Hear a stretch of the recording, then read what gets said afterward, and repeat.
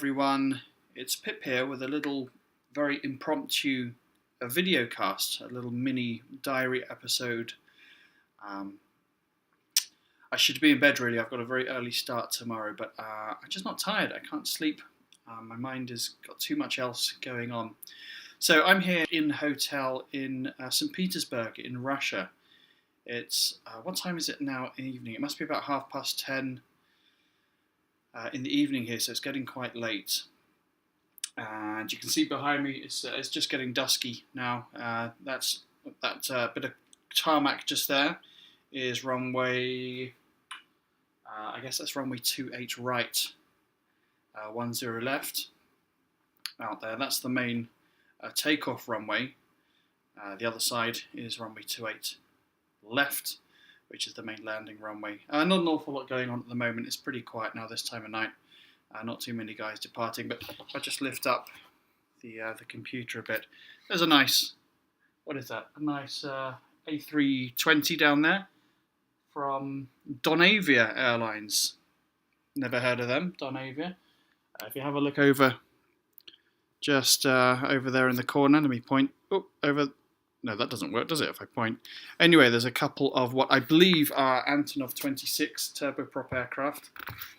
Awesome looking aircraft. I've said before that I really love the look of the Russian-built aeroplanes, especially those old turboprop ones. I don't know what it is about the Russian aircraft, but I think they build really good, robust, sturdy, sexy-looking aeroplanes. I have no idea what they are like to fly, but I'd love to have a go in them one day. So there's a couple of Antonovs over there. There's a few other things floating by. We might see something taxiing or taking off. Over at the back there, I guess you can't pick it up on the camera, are some helicopters. No, I can't see any. They're there somewhere anyway. A few great big helicopters. So yeah, so I'm here at the Park-In, the Radisson, or the Park-In by Radisson in St Petersburg. The Park-In is one of those sort of budgety, lower end of the market hotels, but I've got to say this one is extremely nice. It's got a super comfortable bed. I can't wait to get into that bad boy later on. It's really comfortable, nice and soft. I'm very much a nice soft bed person. It's nice, the aircon works well, the internet is really good and quick. I just watched an awful movie with Zac Efron in it. Man, that was a bad movie. What was it called? Awkward Moment, or That Awkward Moment, or something. God, what an absolute dog's dinner of a film that was. But yeah, the internet works nice and quick, so that's nice. And yeah, it's a nice hotel. Can't complain at all. The room, yeah, it's a little on the small side, but it's perfectly adequate for me. And it has a bright green ceiling, which I guess I could do without, but there are worse things in life.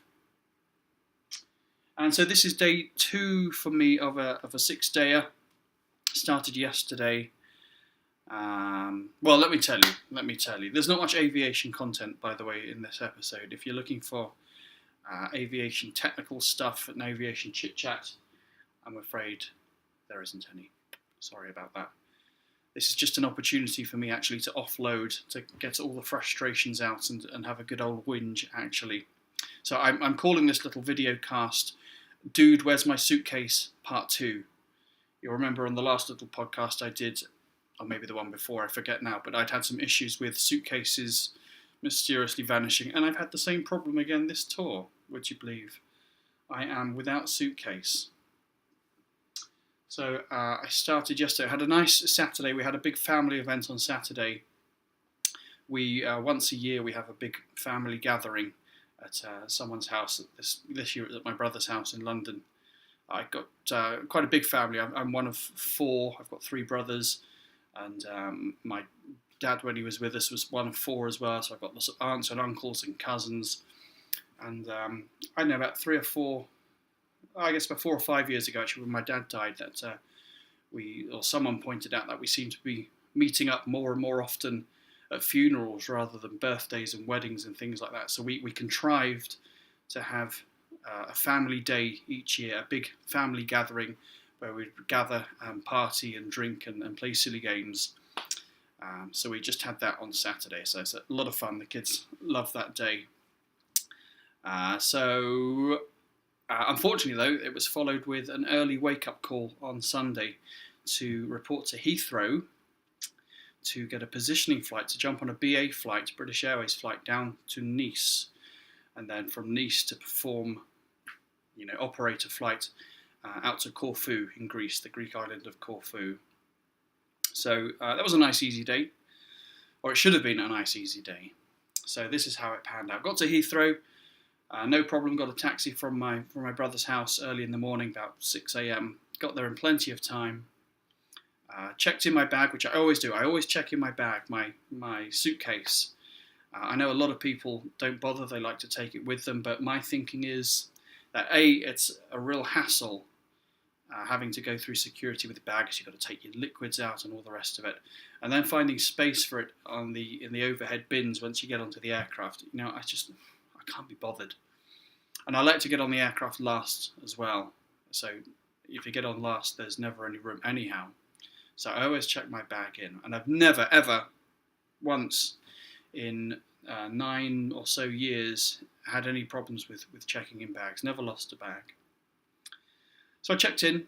There was a little bit of a queue at Heathrow. It was quite busy that Sunday morning, but no big deal. Went through the automatic barriers just before security, so you get your boarding pass and you scan it and it goes beep and it lets you through. Okay, super duper. Went through security, great. Went through to the lounge there at T5, had a couple of bacon sandwiches and an orange juice, and then went out to board the flight. And there was still maybe 20 people to get on, so I just took a seat at the gate and waited, because as I say, I like to get on the flight last. The main reason I like to do that, actually, it's a bit conceited, but the main reason I like to get on the flight last is because I think that gives me the better chance of getting an upgrade to business class. And it rarely works, to be honest, especially with said airline, especially with BA. I went through a phase of getting quite regular upgrades with them, but lately, not much. Maybe one flight in 15, perhaps, with British Airways I get upgraded. Anyway, and so it went this time. Oh, hang on, let me not go too far. So anyway, I got to the gate, let everyone else got on first, and then went up to the gate agent with my ticket to get on and passport open. So she scanned it and it went kind of flashed up red, and she did it again. And it went again. So I thought, oh, all right, that's strange. And she said, oh, okay, hold on a second. She was typing in her computer. And it wasn't letting me on for some reason. She said, oh, could you just, take a seat for a second while we sort this one out? Okay. So I took a seat and she made some phone calls and I don't know what was going on. But eventually she sorted it out and she put the thing in again. It went bing, green light, I can go. So I said to her, hey, is there a problem? What was that about? And she said, oh no, for some reason the system didn't track you coming through airside from landside. So it thought you were still on the land side of the airport, and therefore wasn't going to let you board because I don't know why. And I said, oh, okay, and is that okay? And she said, oh yeah, well they'd started to offload your bag, but I've told them to put it back on. So instantly a little light or alarm bells went ringing in my head. I said, oh, my bag was being offloaded. Is it back on the aircraft now? And she said, oh yeah, it'll be on there. And I said, are you sure? Are you absolutely certain my bag's on the aircraft? Because if it's not, then I don't want to go. I'm not going without my bag. It's got, I'm away for 6 days. It's got everything in it. And she said, nope, the bag's definitely on. Okay, if you say so.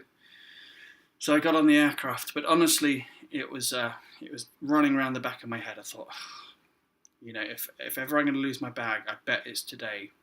So the flight was quite nice. I actually listened to an episode of APG, the Feedback Extra with Rick. Nice to hear him again, hear some of his stories. Good for him. And got to Nice, got down to the baggage carousel, and you know what? Within just a couple of minutes of the bags coming out, I knew what was going to happen. I don't know why. A sixth sense told me. Normally, because my bag's got a crew tag on it, and it just generally comes out quite early. It's generally at the front of the queue of bags when it comes onto the the what's thing. And after a couple of minutes, it wasn't there. I thought, I knew it. I just knew it. So I gave it a few more minutes. I gave it 10 minutes. And most people had collected their bags. There were still a few bags going round and round in circles. But I went up to the desk there. It was not a British Airways desk. It was a third-party operator. And I said to her, oh, my bag is not there yet. Expecting her to say something like, oh, wait half an hour or something. But she checked the baggage ticket. And straight away she said, oh, yeah, it didn't, they already flagged it. It's not on the aircraft. And I was like, oh, I knew it. All right, calm down, Pip. Don't go too mad just yet. Let's see what the story is. Okay, so where is my bag? Oh, well, it's still in London, and they're going to put it on the next flight down to Nice. Okay, and when is the next flight down to Nice? It arrives at 3 p.m. But my flight, the flight I'm flying out to Corfu, leaves at 2:45 p.m. And she kind of just shrugged her shoulders in that way the French perfected over the decades. Puddle. Okay, so what can we do about this? Is there any way, if I was to able just to stretch out our departure by 5 minutes, and then maybe you could have someone meet the BA aircraft and immediately take the bag off and then deliver it to us on our stand? And I knew that was a stupid suggestion because of course you can't do that. But she said, no, not possible. Yeah, I know it's not possible. Ah, man, okay, well, what am I going to do here? Because, I'm going from country to country, from destination to destination for the next 6 days. So in reality, there's no way that bag's going to catch up with me now. Because more than that, I just don't know what my schedule is. I know, that I'm working and that I'm going places, but I don't know exactly where and when I'm going to be. Oh, excuse me, that's my phone beeping. So I thought, damn it. So she gave me some phone numbers to call, the local French office. This was a Sunday, by the way, as I mentioned. And obviously no one works in France at the best of times, but least of all on a Sunday. So I called this number and it rang and it rang and it rang, and then it just cut off. And so I called it again a bit later and just nothing was happening. So I thought, well, shoot, I'm just going to have to go without my bag then and see what happens. So we flew off to Corfu, little Greek island, arrived there Sunday evening in the sweltering heat. So my shirt is already sticky and horrible. Yuck. But right, it's a Sunday evening in Greece. There ain't going to be anything open there either. Well, almost nothing open. We got to the hotel, and the hotel had a little tiny shop in it that just sells basic sort of beachwear. So I managed to buy the shirt that I'm wearing now because it's all I've got. And I bought some swimming shorts, which are about 4 sizes too big. And I got some like sandals, flip-flops things for the grand prize. Oh, and a couple of toiletries as well, a toothbrush and some toothpaste and some deodorant and that kind of stuff, which came to like 120 euro or something for those few items. What an absolute rip-off. But that's all there was. I had no choice. That's all I had available to me, and I didn't want to be stuck in my uniform for the evening. So I changed into my shirt. Actually, it's not a bad shirt. I quite like this. It's probably not a colour I would normally choose, but I've had worse. So we went out to dinner. The place I was heading to, it turned out it was closed on a Sunday evening. Captain George's family restaurant, just a 5-10 minute walk from the hotel. But unfortunately, it was closed. So we walked a little bit further and found this absolutely great little cafe/restaurant. And if you follow me on Twitter, you will have seen a little video I posted from there. It's kind of high up on the cliff, looking down into the water, and it's looking almost onto the threshold of the landing runway. I can't remember what runway it is now. There's only one runway there. But as we sat there, as it got dark, and you can watch the 737s coming round the mountain onto the VOR approach, and they land, so you're looking down on these aircraft as they pass the threshold at about 50 feet. It was a great place to sit and have some nice food and have a beer and watch the aircraft land. It was lovely, and of course it was quite late in the evening. It was getting dark, and nice humid hot Mediterranean weather. The thunderstorms were really getting going, so you could watch the lightning flashing around out over the sea. It was really nice. And then, and then back to the hotel. It was a bit late by the time we got back. Actually, could have done with getting an early night yesterday, but it didn't quite work out that way. So I was going to have a drink of water here. San Pellegrino, my favourite fizzy water. I never used to be a big fan of sparkling water, but I quite like it now. I just think it's, I don't know, slightly more interesting than regular water. I'm never quite sure if you're getting value for money with fizzy water. Are you paying extra for the bubbles, or are you getting ripped off because the bubbles mean that there's less water molecules in there? Think about that one, people.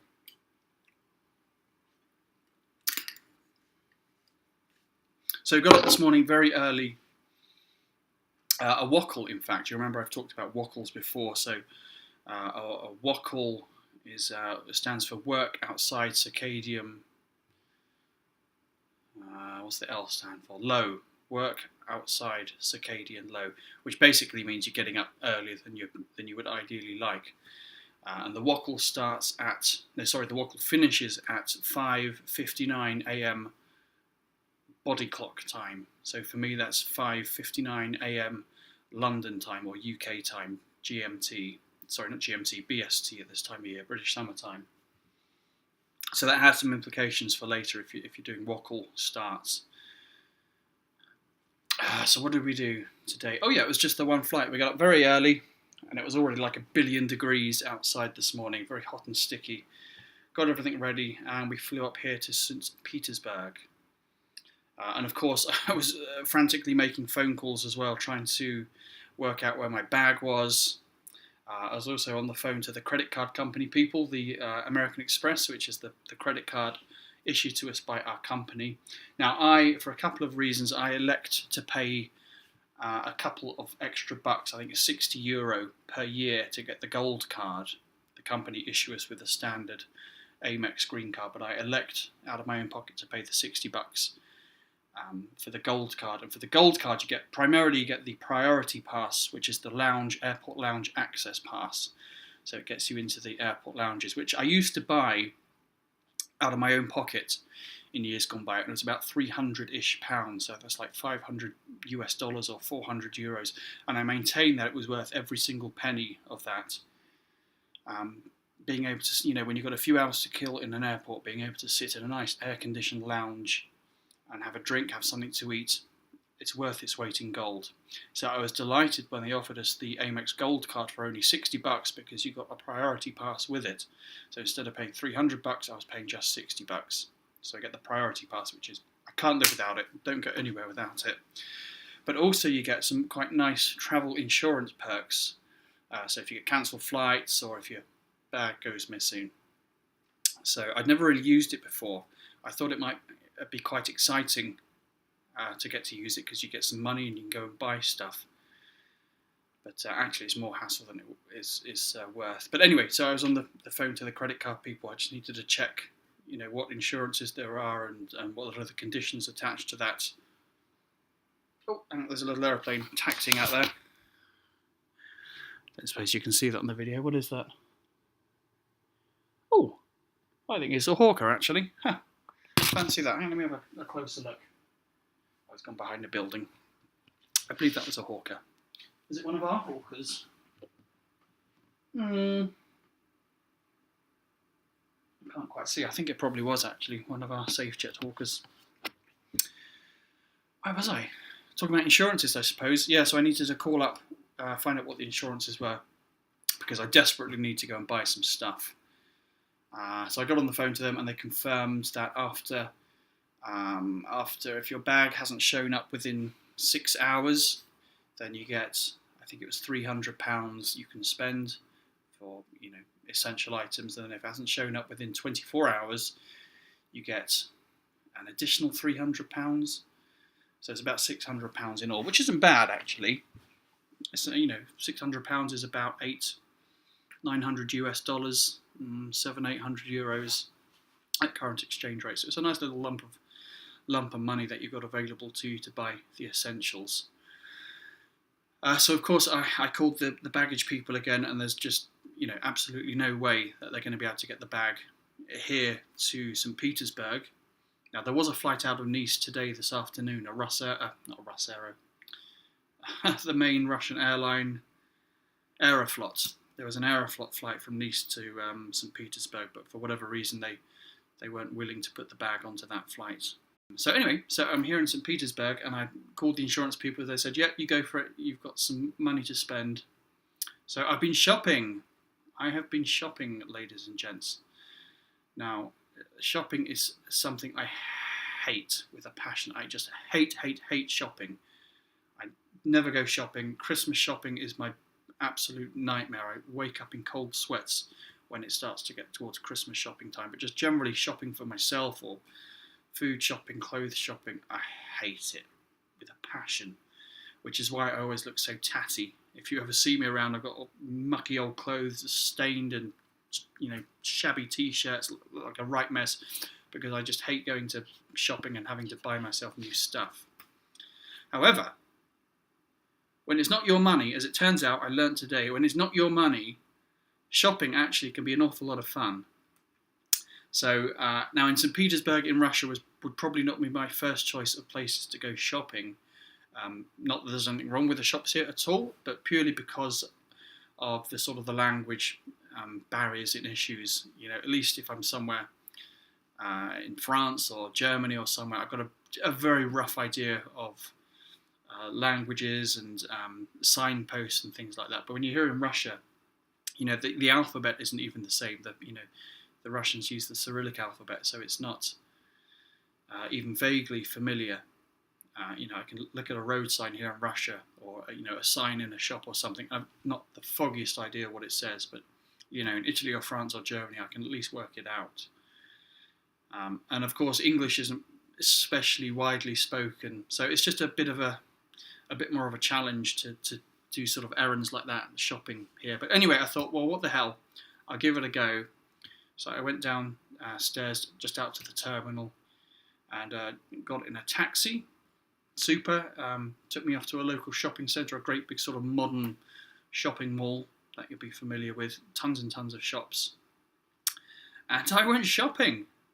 Now I had a pretty good idea of what I needed. So I needed some essentials like socks and underwear and t-shirts and some trousers perhaps. And now I tongue in cheek here, I say free money, but I wasn't going to take the mick.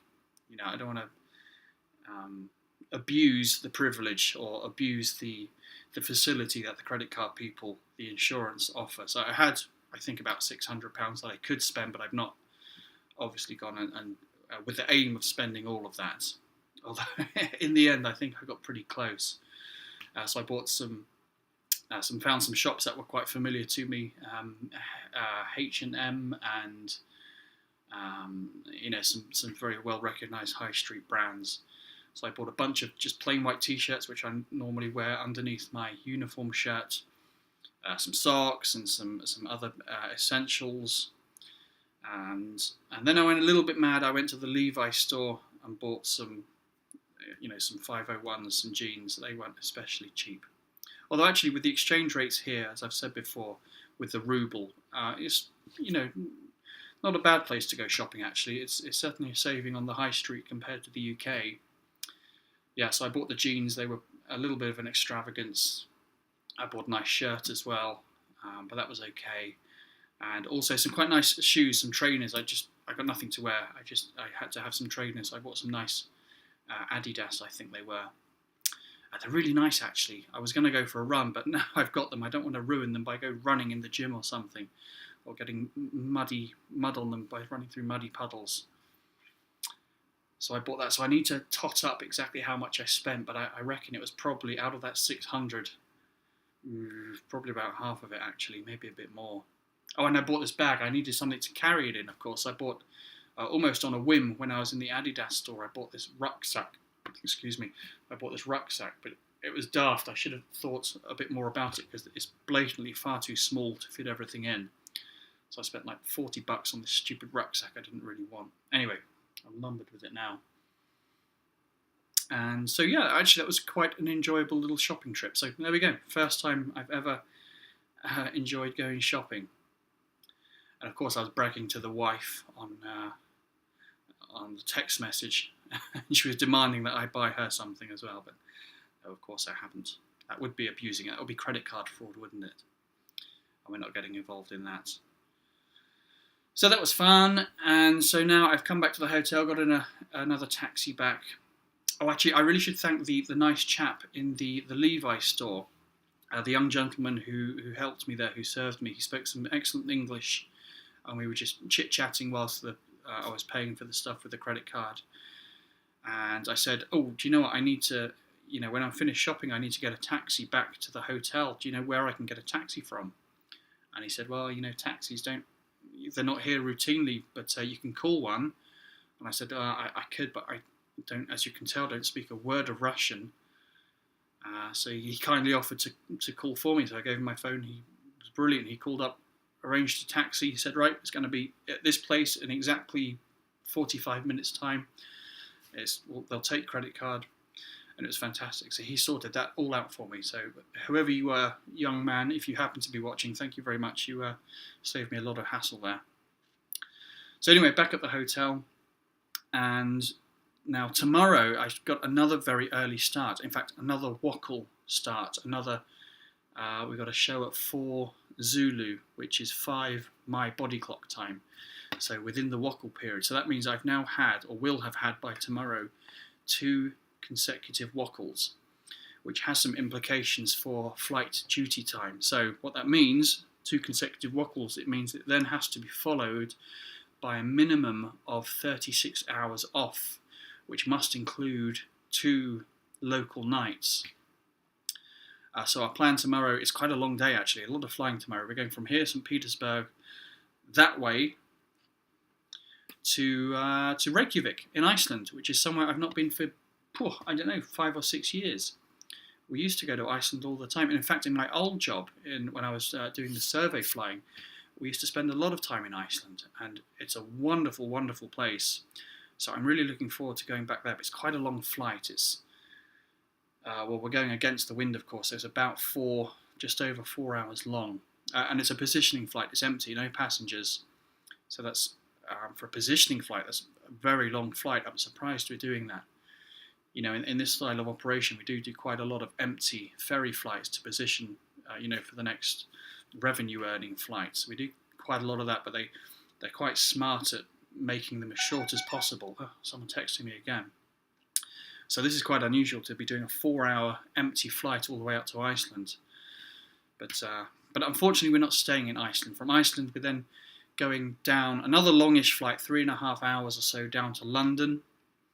And then another flight, the aircraft apparently has to go in for maintenance. So we're taking the aircraft from London up to our main maintenance facility at Harden, or Horden, I'm never sure how you pronounce that, Harden Airport near Manchester. You may well know Harden as being the big UK make wings, I think. They make the wings for the 380 and the 350. It's a huge, huge Airbus production facility up there. And it also is coincidentally where we have our main, or one of our main, maintenance facilities. So I guess the aircraft's got to go there for a regular maintenance check.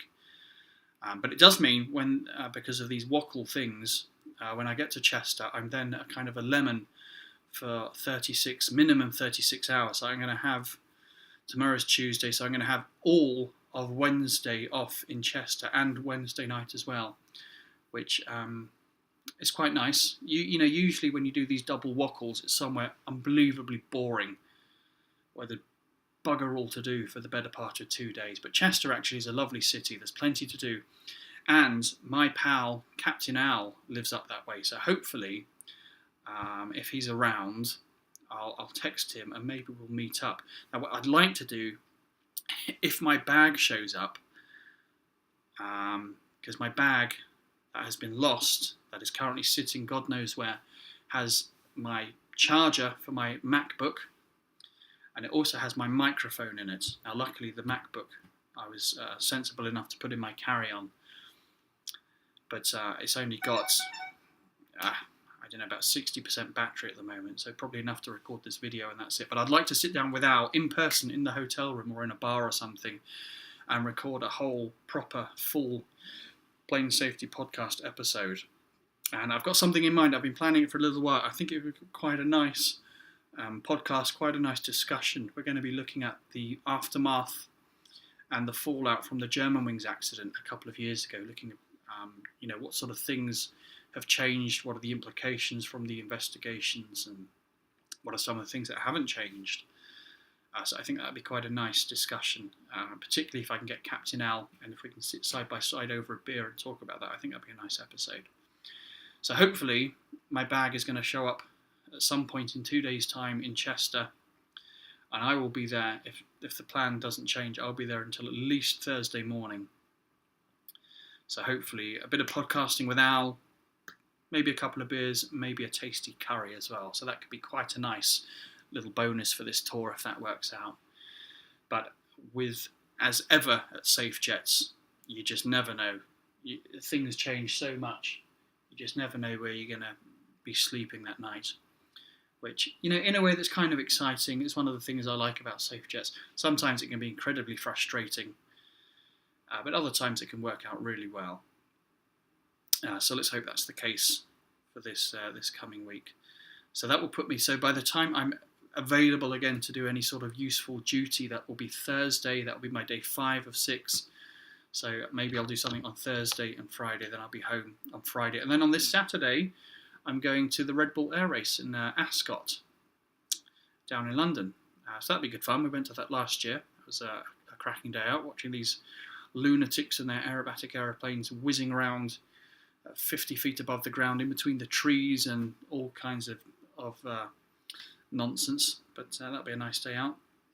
And then, then I guess the next time I'm back at work will be my sim recurrent, the sim that was cancelled from last month. It's been rescheduled for mid-August, so I probably need to find some time to hit the books. I like to be prepared as possible for these sims. Yeah, it's not always the case, but I generally put in a few hours, do some reading, and prepare as best as possible. That's about it. What else is there to talk about? You can see outside it's getting kind of dark now. The sun is setting.